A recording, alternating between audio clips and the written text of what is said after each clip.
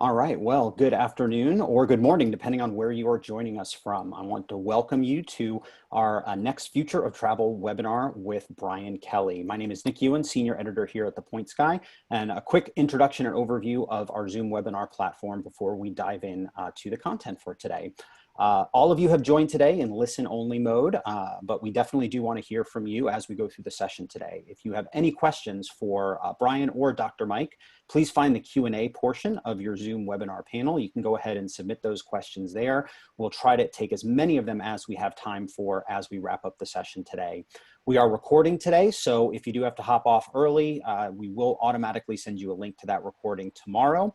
And finally, we will be launching some polls periodically as we go through the session today. So please share your perspective, where you're coming from, and we're actually going to do our first poll right now.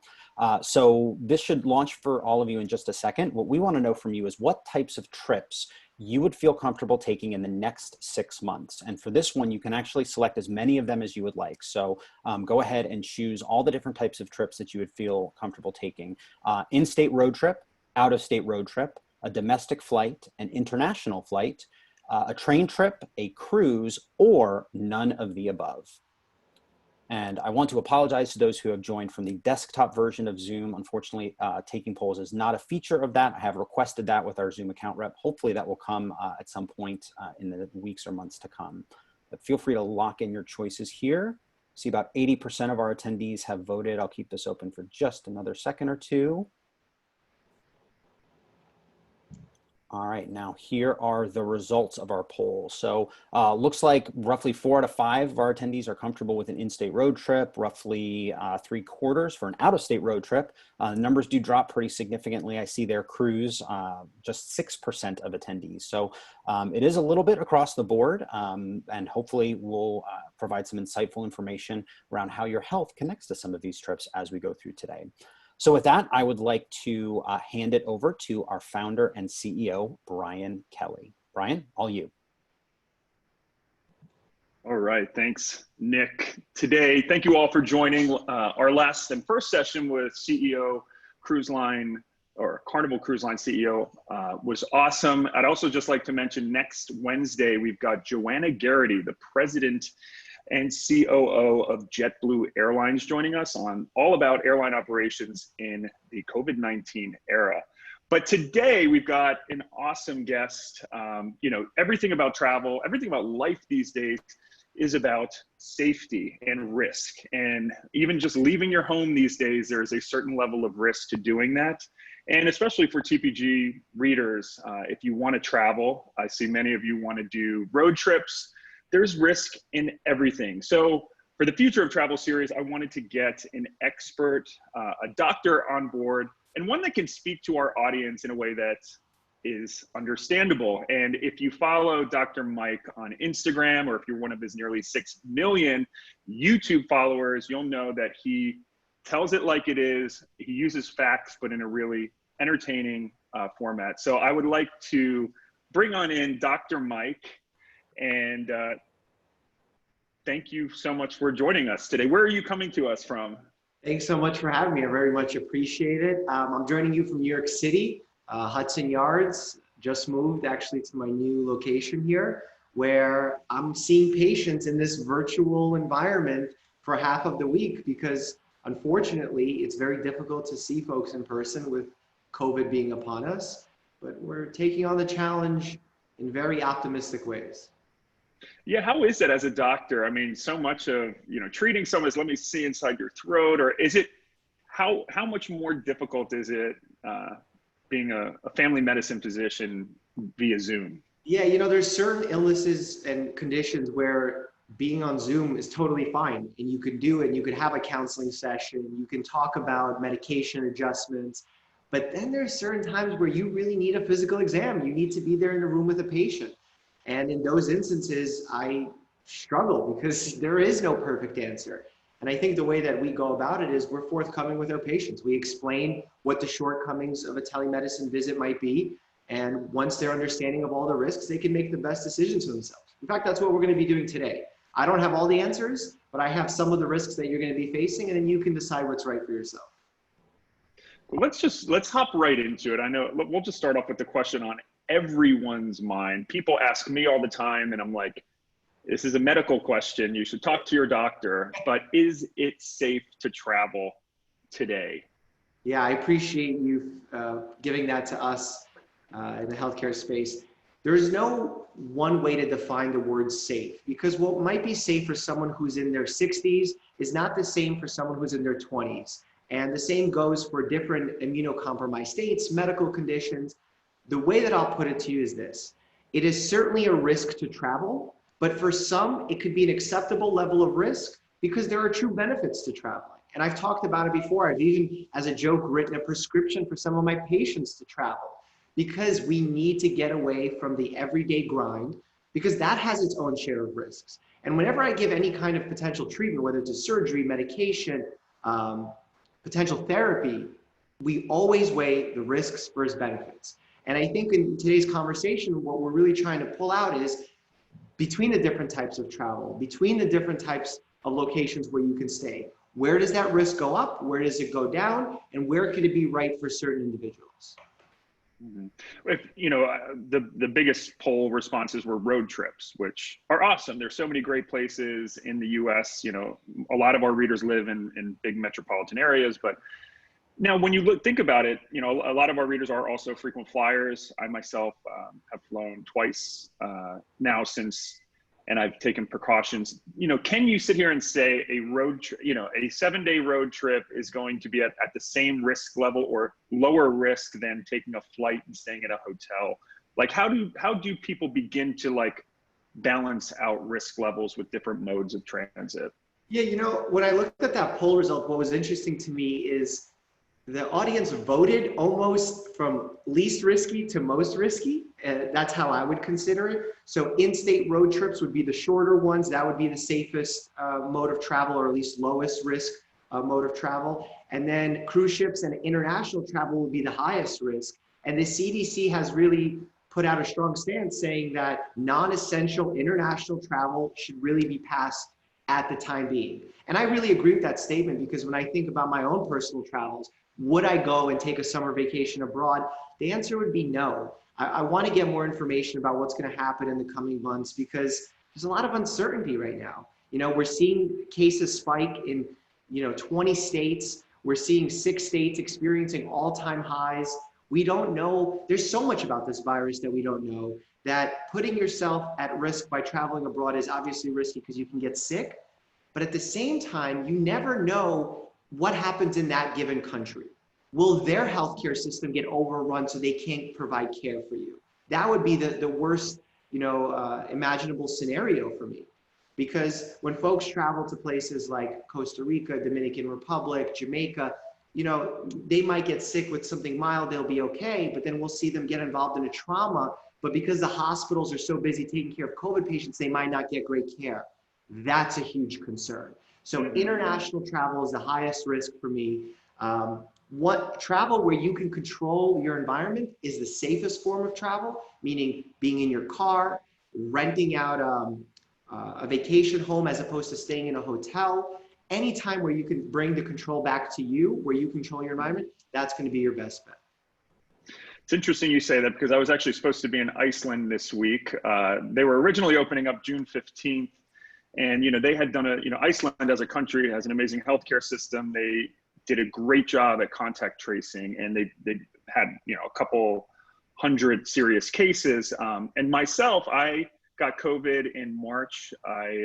It was extremely light. I didn't actually really even know I had it. It was scratchy throat, a little bit of an upset stomach. And weirdly, for 2 days, the roof of my mouth was burning.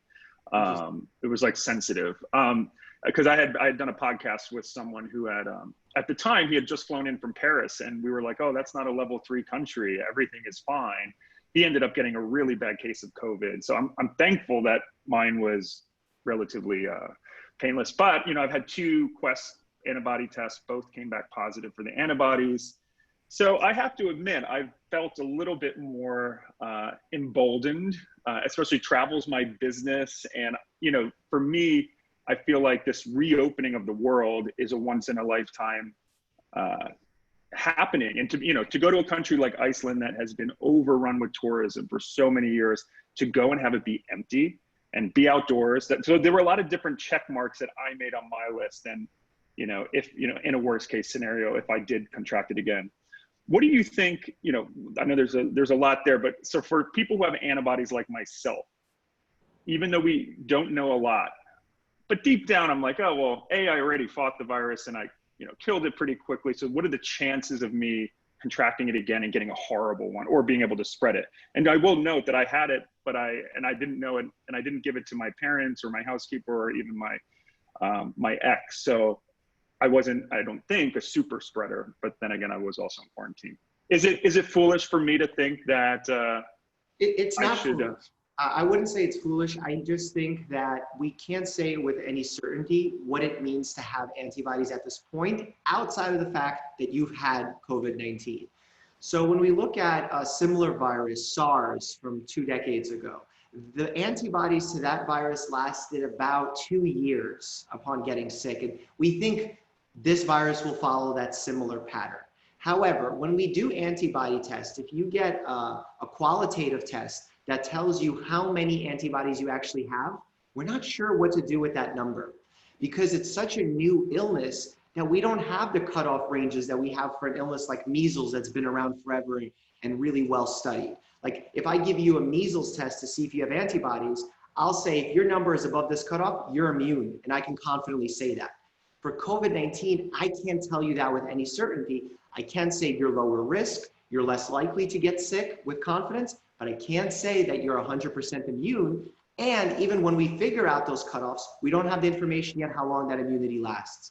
I think once the vaccine really gets put into trials heavily, which is ongoing right now, we're going to learn more about these antibodies, because the whole purpose of a vaccine is to develop an immune response, to develop these antibodies and see what it means to be immune to this virus. So I think that's coming on the horizon. One of the uplifting studies, I don't even know if it's a study, but coming out of Italy this week, they were saying the new, obviously viruses, you can explain how they mutate over time.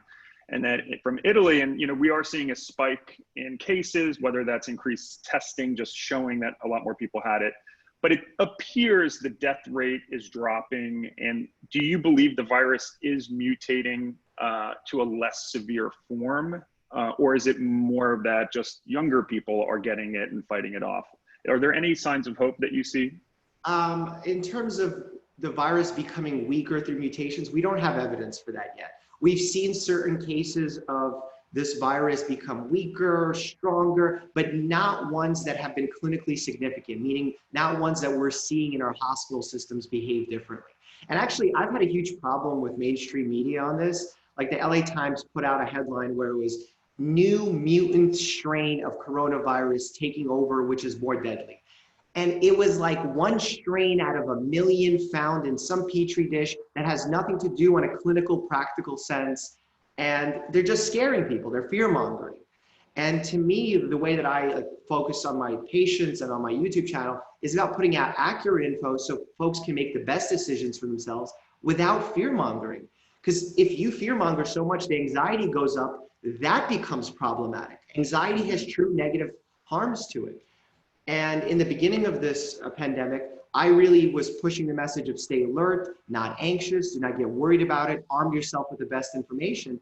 But now what I'm seeing, especially in the New York area, is folks are over it. They have caution fatigue, which is they're so tired of being worried about COVID-19 that it's like, let me just go out. It's no big deal. You know what? Forget the mask. Let me go to my local bar, hang out outside.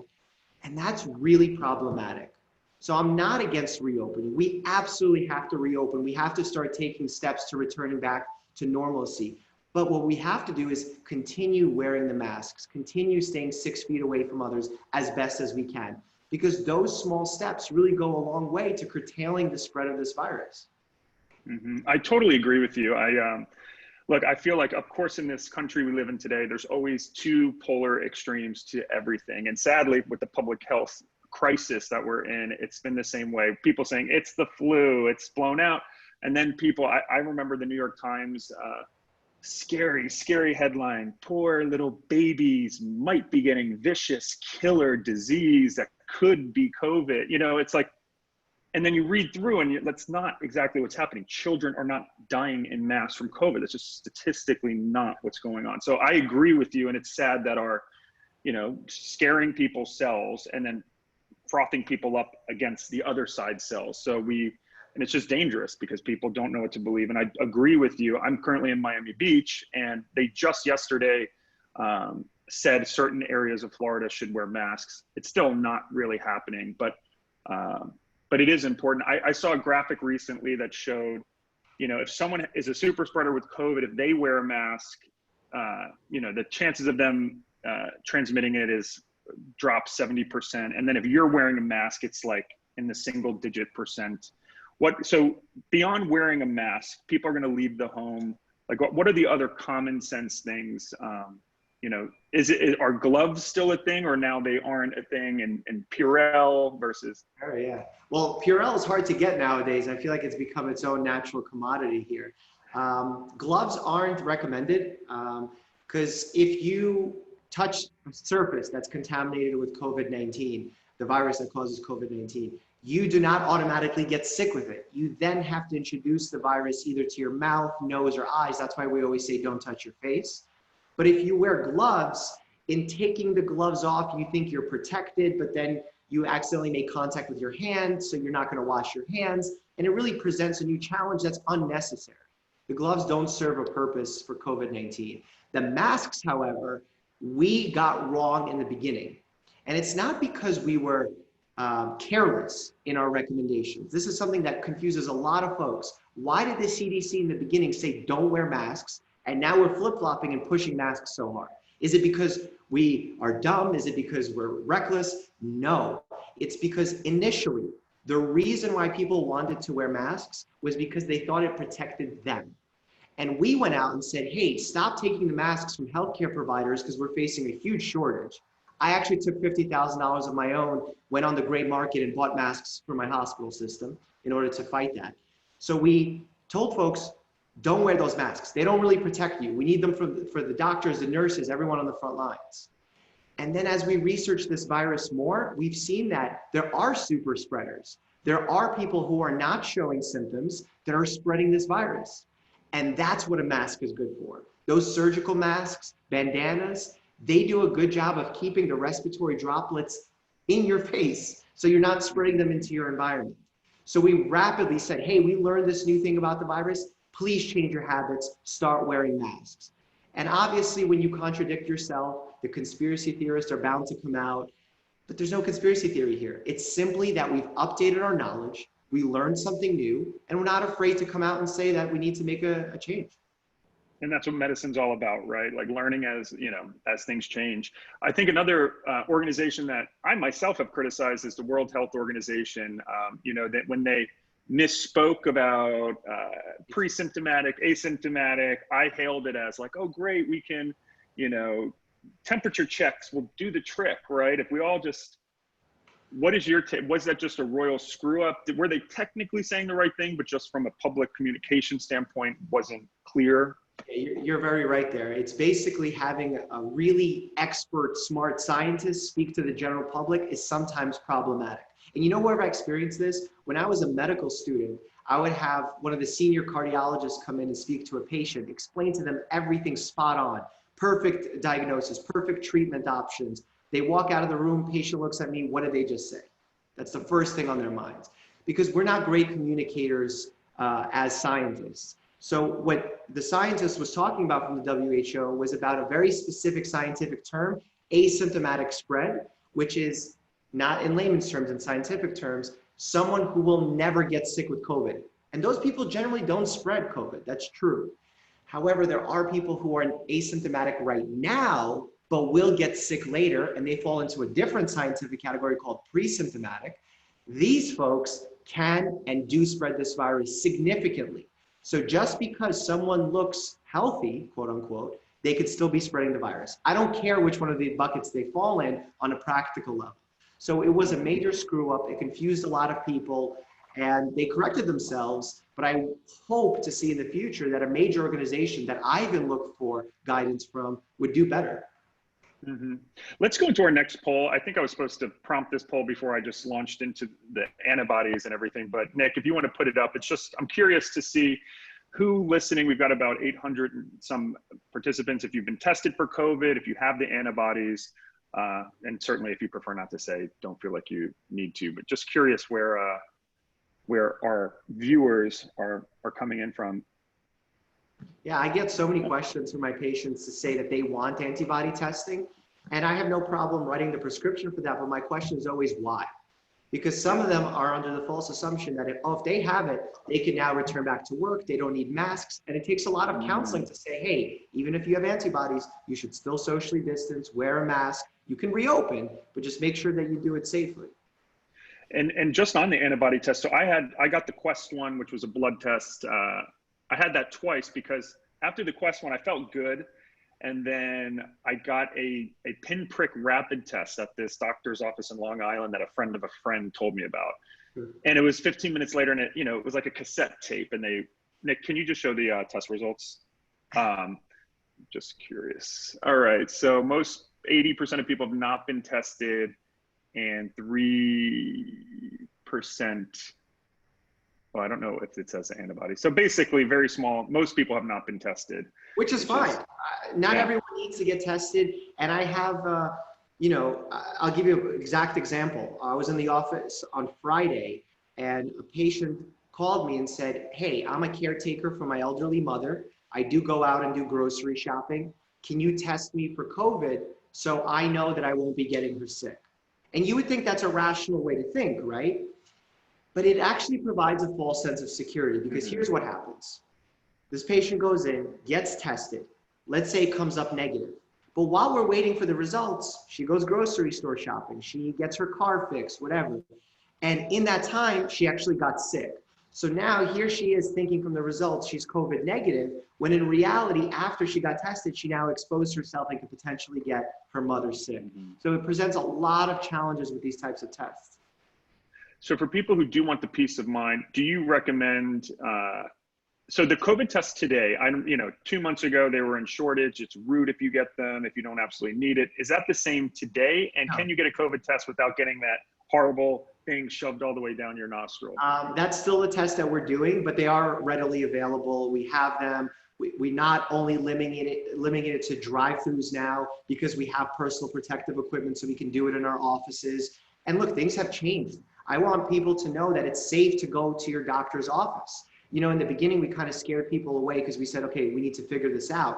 But we've now made it much safer to come in to see us. We have telemedicine as an option. We have special procedures that only one patient can walk through our hallways when they come into our office before they go into an exam room. We do temperature checks at the door, which is not foolproof, by the way, but all of these things are meant to keep people safe in order to decrease the spread of this virus. Because what I'm seeing, and it's really worrying to me, is folks were sick, were showing symptoms of certain conditions, and didn't go because they were worried about catching COVID. And as a result, these diseases now show themselves in a more progressive state and thereby more difficult to treat. Let's talk about temperature checks. Who cares? They're so easy, but some people are just like, they give a false sense but clearly if someone has a fever and has symptoms, like they should be checked with the temperature check. Like I personally think they should be everywhere. They are in Asia, you go out to eat. I'm starting to see that more now. I was in Palm Springs 2 weeks ago and my first restaurant meal, which was so amazing after 3 months of cooking mediocre quality food for myself. But, what do you think? Restaurants are reopening. New York just entered, its newest phase. If you wear a mask until you sit at your distant table, if you get your temperature checked, have you eaten out yet in New York outdoors at a restaurant? I haven't yet, but I think temperature checks on their own are basically useless. They have to be part of a bigger strategy, like sitting people 6 feet away, wearing masks. And temperature checks can be part of it, but they cannot be your one-size-fits-all solution because it really gives you a false sense of security. So yes, they should be done, but they shouldn't be your sole solution for keeping people safe. And in fact, what I recommend to your viewers and listeners is when you go out to eat at a restaurant, Just like restaurants should be comfortable talking to you about food allergies, they should be comfortable talking to you about how they're trying to keep their consumers safe by doing certain things with COVID. And if they're not comfortable discussing with you what their strategies are, go elsewhere. Do not eat at a place where you're unsure, because it's really easy in an area where they're not doing proper cleanups, proper seating to spread this virus, and you don't want to get sick. Just final things about testing. So a lot of countries are going to require COVID tests. I think we're going to see, I think Express Spa, the little massage parlors in airports, are now converting to testing facilities, which I think is a fabulous pivot in this day and age, and they'll probably do really well. I'm in Miami because on Thursday I am scheduled to go to the island of Antigua, which opened up 2 weeks ago. They've managed the virus. They've required a test 72 hours or earlier prior to departure. Part of it is the rapid test. So back to why I had 2 antibody tests. I went to this doctor's office and they gave me a rapid test and said I had no antibodies, and also was COVID negative. These rapid tests, and I asked them, who's the manufacturer? And they didn't know. And I felt like it was just pure profiteering. Like they just wanted to, they had this unreliable test, but they saw dollar signs, God bless capitalism, that, they had a line of drive up customers. Are these rapid tests reliable? Or is there only, if you are going to travel, say, and even for essential reasons, is it smart to get a full nasal swab test, or does a blood test suffice? Like, for people who are going to inevitably travel, what is the best way to have a good peace of mind that you're COVID negative before you get on a plane? Yeah, the nasopharyngeal swabs, the ones that you see done in the drive-thrus and all that, those are the best ways to get tested. The rapid tests are worse. They're significantly more inaccurate. And the one thing that I will say to folks is the danger of, let's say, antibody tests is not so much when they give you a false negative like what you got, because they told you didn't have antibodies, so you would still be taking precautions, right? But the scary part is when they give you a false positive, because then you're under the reassurance that, hey, I'm protected, I'm good, I'm lower risk, when in reality, you never even had antibodies to begin with. So the false positive rate is really what scares me with these antibody tests. And the way statistics work is based on how many people are sick with COVID in a given area, is how accurate that test is. For example, if you have a town of 100 people, let's say, and only 5 have COVID, and the test has a 5% inaccuracy rate, like a 5% false positive rate, the percentage point goes up by 1. So it's still really accurate. But now, if you have way more people, sorry, I'm giving it to you backwards. Basically, the more people that have COVID, the more accurate the test is. The less people that have COVID, the less accurate the test is. And it's kind of a weird way to think about it, because you would think, oh, the test is accurate or not accurate. It's one size fits all. But it's really about how many people are sick in a given moment. And right now, despite what a lot of people are saying, there's only about 15 to 20% of people who have probably been sick in New York City, which is one of the hardest hit areas with COVID-19. I think the biggest thing that'll get people traveling again is a vaccine. We've seen different stocks pop at the hope of vaccine, and lots are in trials, and maybe Q1 2021. What's your honest assessment of a vaccine? Well, this is the fastest we've ever had a vaccine come together. Usually it takes over a decade to get a vaccine going. And this has been a worldwide collaboration between many institutions, many philanthropic organizations. Bill Gates is playing a really big role in this, donating a lot of money, making the promise that if one of their companies is the one to find the vaccine, they will not patent it, so it would be readily available for use by government organizations. And I'm going to go with what Dr. Fauci is saying in the NIH, that they're hoping to have a vaccine by early 2021. We don't want to take shortcuts on safety and efficacy, but if we can do it in an extended timeline, making sure that we're safe, I think we need to get this vaccine going, because it will save thousands, if not millions of lives long term. I have to ask you, before this, I had never, and I'm on planes all the time, I kind of was the mindset of what doesn't kill you makes you stronger. I rarely got sick, and I knew that airplane seats are infested with germs, but everything in life, the Starbucks door handle, the shelves in a grocery store. Were you someone that would wipe down your seat? And is that something that you recommend going forward for everyone flying? I would never be that person. I think we've become almost too hygienic as a society. We boil our children's water. We don't let them play in the mud. And there's a lot of theories surrounding the fact that we're so clean that our immune systems are actually overreacting to non-threats. Therefore, we see spikes in allergies, in autoimmune conditions, and we're too clean. So I think we definitely need those challenges for our immune system, but not in the middle of a pandemic, not in the middle of a virus that we don't quite understand that's spreading like wildfire. This is the time to wipe your airline seats to make sure that you're safe.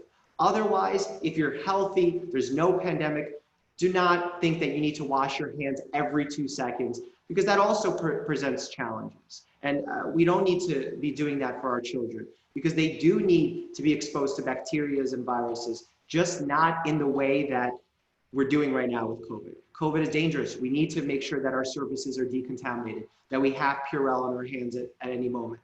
And the people who are trying to sort of say that, hey, we need challenges to our immune system, so we should go out and face COVID. This isn't the virus to do that with.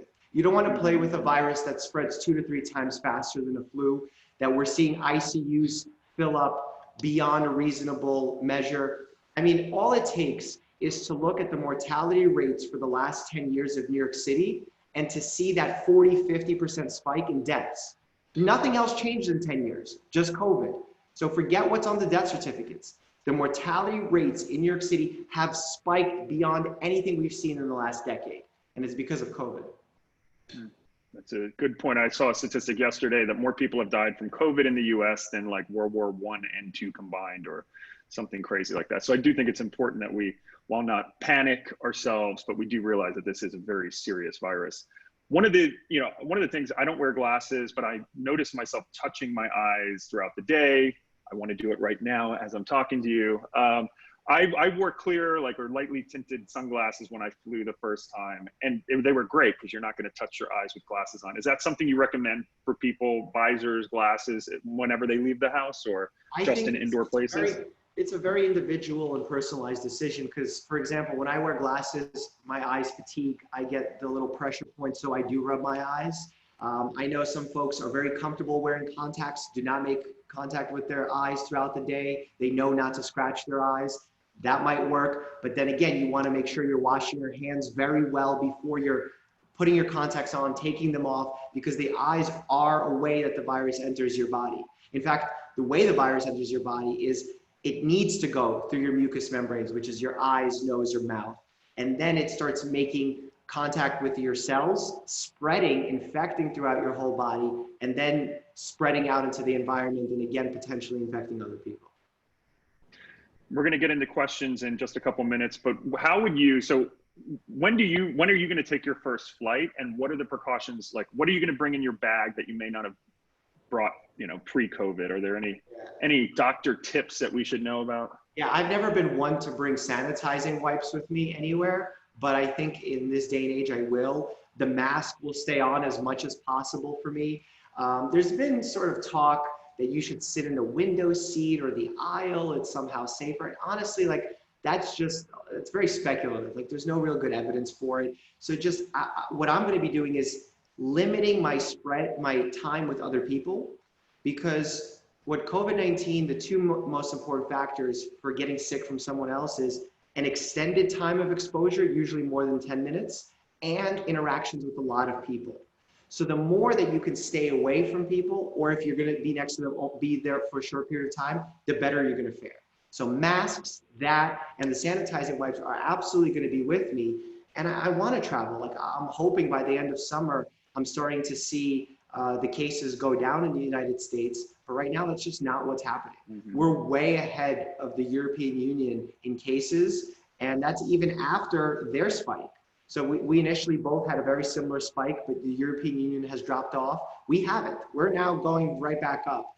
And if that continues, I'm not going to be traveling on an airplane anytime soon. I will be taking road trips locally within the state, just to sort of my own sanity, because it's true, there are harms for staying in your place for so long. And we need to address that. Mental health is crucial now. New York, I have to say, I've been in New York during the last several weeks. It is on one hand, nice that it's empty. I park my car on the street anywhere I go, which on the other hand, it is really sad. It's different vibe. what are your thoughts? I saw some people were talking about coming to New York City. Do you recommend coming to New York City later this summer? You know, Labor Day. You know, Broadway's still going to be closed. What are your takes on the state of New York City now, having gone through this terrible pandemic? Yeah, I mean, I like the fact that the streets are empty because it means less spread of the virus. And we have to be honest that when you're outdoors, there is going to be less spread of this virus because the virus lives for a shorter period of time when there's sun out, the humidity levels are higher. So because of that, there's less chance for spread. New York City is a great place to visit. Obviously, your options are going to be limited on what you can do, but you know, it's to each their own to decide. My one recommendation would be if you're going to be staying at a vacation rental as opposed to a hotel, do ask them if they have a buffer system from the time the previous residents have stayed. Because ideally you'd want 48 hours for the virus to sort of clear out of that area before you come in. And that's a good sort of tip to have moving forward. And another interesting one is if you're going to be staying at a hotel, normally no one would ask this, but to stay on the first floor so that you're not going into the elevator, which is usually crowded with people, touching the buttons, all of that, it will save you that extra exposure. That's a great recommendation. Something that you normally wouldn't do, and it's the same on airplanes. People who do fly, because they're no longer allowing people to queue for the lavatory. I'm recommending sit near the lavatory so that you're not like in a window seat halfway down trying to get there each time and then not able to get there. So stay on a low floor and sit near an airplane lavatory. 2020 sure is a weird year. Yeah.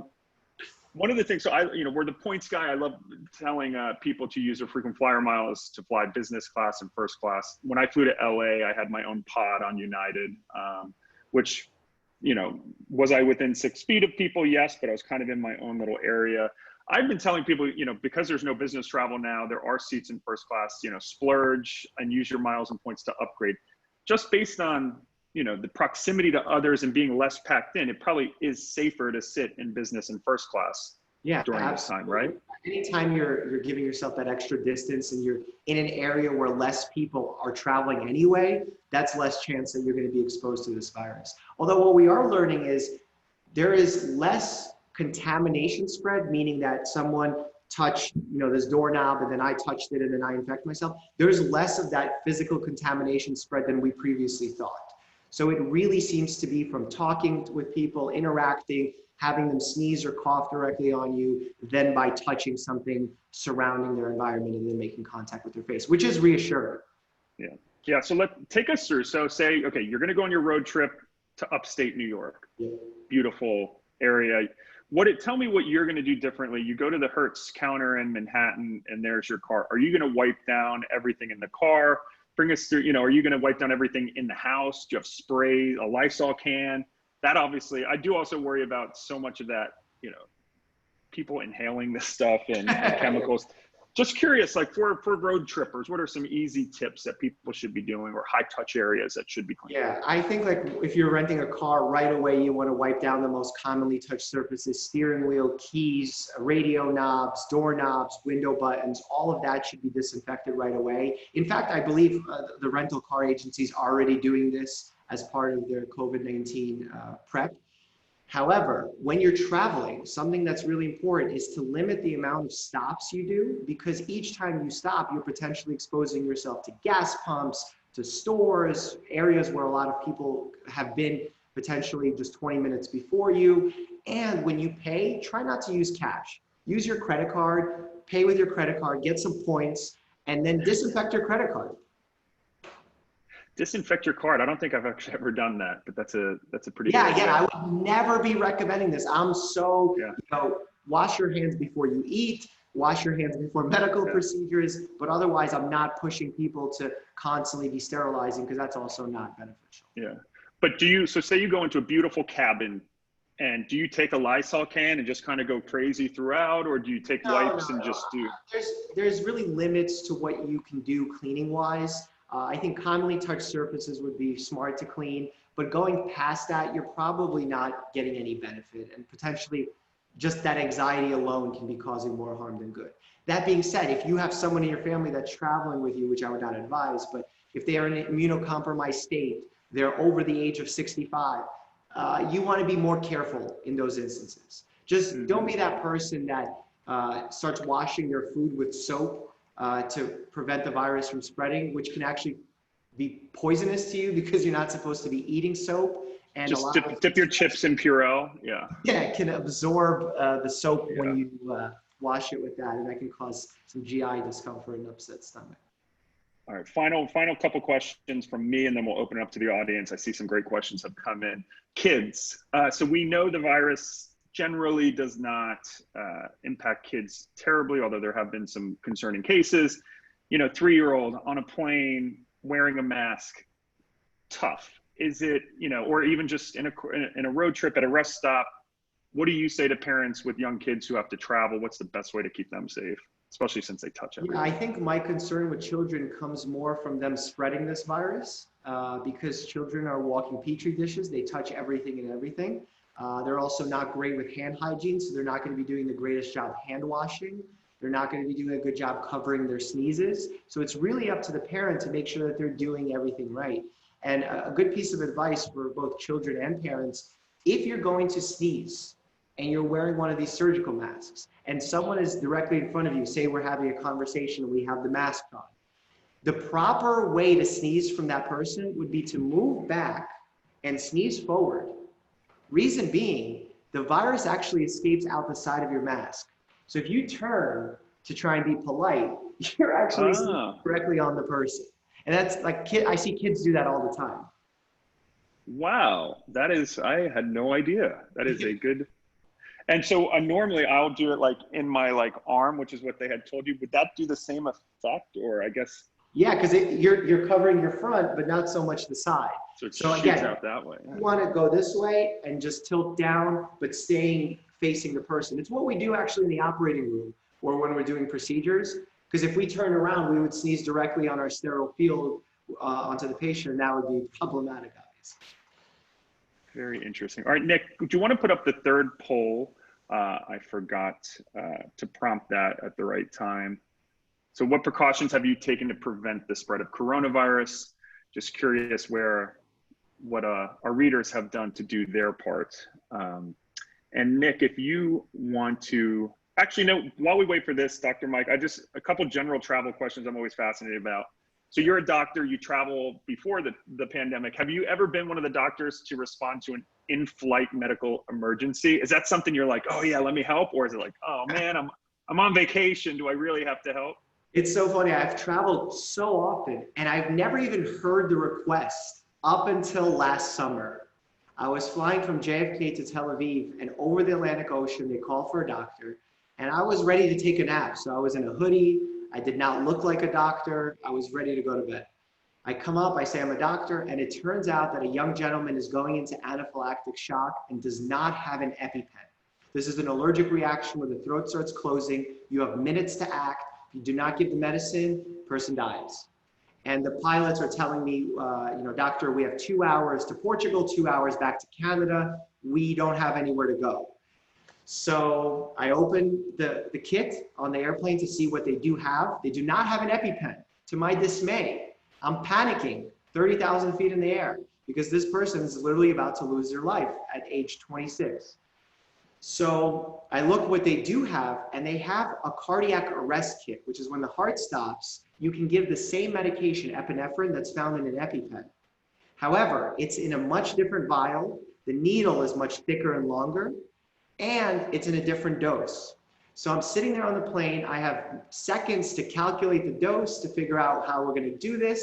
Luckily, we figure it out. We spill half of it on the floor, very impromptu kind of battlefield medic style. We inject the medicine, his throat starts opening, and luckily we saved his life. We didn't have to divert the plane. I monitored his vitals for the entirety of that flight, and we saved his life. So it was a pretty epic story. Wow, that's amazing. And I've heard that planes should have EpiPens. Do you agree? Like that? Oh my God. So after returning from that trip, I actually partnered up with Chuck Schumer, and we lobbied the airlines to start doing that, because by law they had to have them.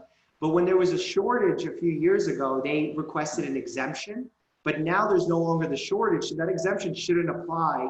And luckily, a lot of airlines are now starting to stock the EpiPens as they should. Interesting. That's something, Nick Ewan, let's take that as, I think we wrote about that new push from Schumer. So thank you for being a part of that. So, all right, just finishing up our last poll. Look good. Most people are doing the right things. You know, I knew this because our readers are really smart. So thank you all for 95% social distancing. That is awesome. It's not that hard. And wearing a mask in public, 96. That's awesome. I wear a mask. I don't understand the harm of it. I get some people are just so panicked over it. I get if there's medical conditions, but a simple mask. I slept on a plane with it. You get one that you tie and you can make comfortable. But you know, some people put out a lot of misinformation saying things like that the mask causes you to inhale too much carbon dioxide and all this stuff. And they're like, oh, if you wear it for a few hours, that can be deadly. We wear it in operating rooms for 12 hours at a time, like every day. Like we're fine. It has nothing to do with that. You could totally be okay wearing the mask. But I understand, look, people have caution fatigue. It's hard being safe for so long that you kind of just want to break out. But I urge people just break out, but keep doing those things that are keeping you safe, because the last thing you want to do is be the one that maybe gets it and is okay. Like, you know, Brian, you've had a case, but then gets their family members sick and then someone loses their lives. That's what I was petrified of. I was like, my parents are in their 60s. Yeah. Exactly. My videographer on my YouTube channel, it's horrible, but in the middle of this pandemic, his father died from COVID. So it's affecting everyone. And it's truly a devastating illness that we need to just be smart about it. Not be scared, not be anxious, but be alert and smart. Yeah, I have a 39-year-old friend, healthy, and he was intubated and in the hospital for 26 days. So this is not a conspiracy. It is happening. So Nick, do you want to pop in and ask some of the top questions that we've gotten from our audience? Yeah, sure. So we got a lot of questions coming in. We'll do our best to get to as many of them as we can.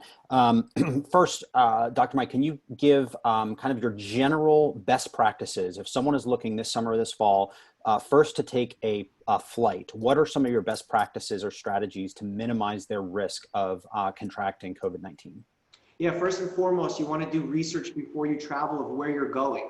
Look at hospitalization rates of where you are, of where your destination is, to make sure that they're not peaking, because otherwise I would cancel that trip immediately. Once you know where you're going to be staying, find out that hotel where they have local healthcare accommodations, because the last thing you want to do is be getting sick, feeling awful, and having to figure out where you're going to get care.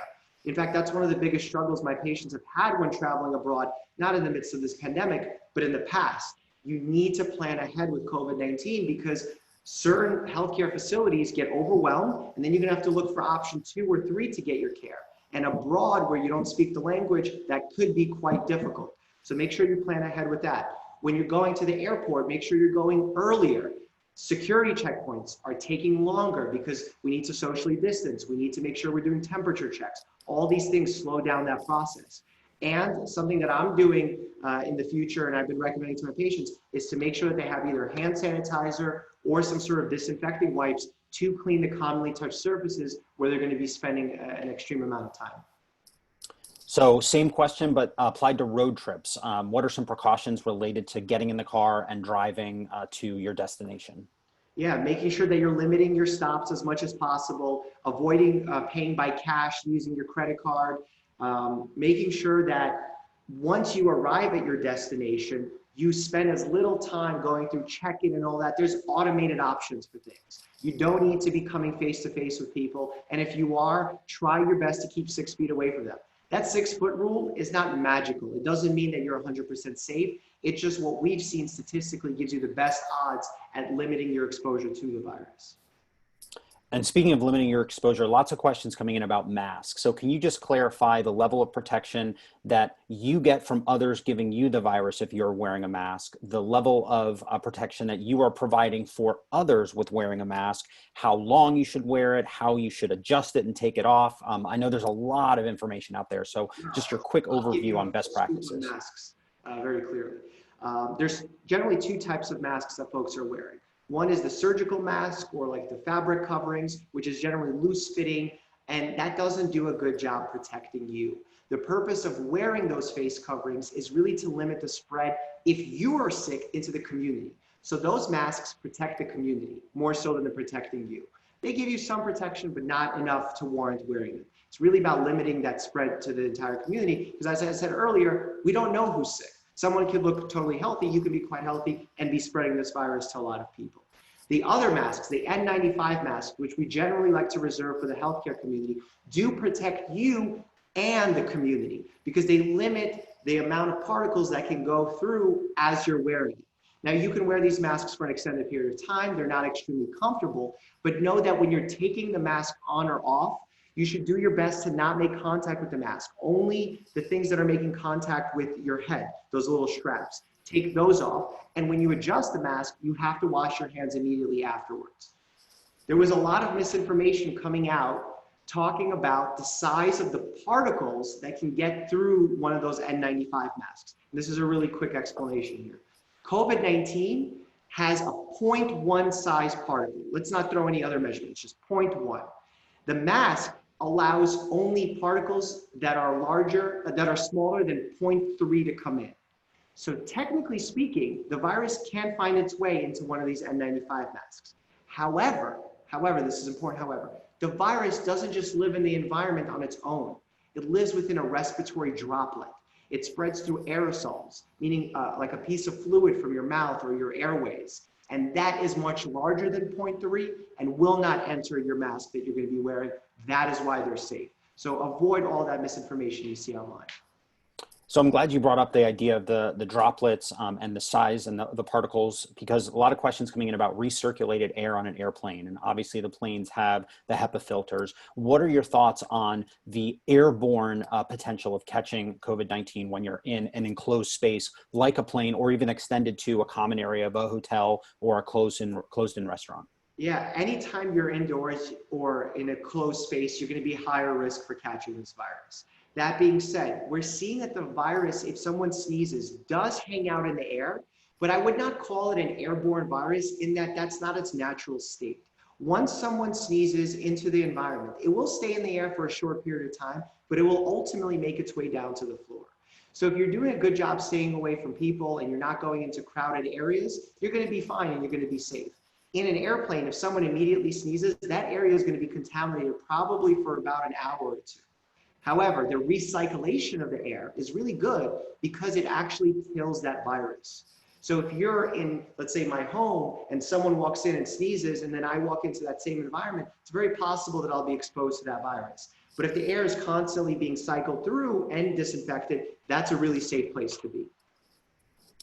Another question coming in, or several questions about where to travel. You know, I have a trip booked to this destination at this timeline, or is it safe for me? Is it too risky for me to do this? What are some general suggestions that you would provide around destinations for the summer, for the fall, or even looking forward to 2021, and how someone should decide whether or not they should take a trip there? Yeah, they should do two things. One is look at the U.S. Embassy in those areas, see what their recommendations are, see what they're experiencing on the ground. Second is you want to look at hospitalization rates in those areas. If they're peaking, that should be an absolute no-go for you.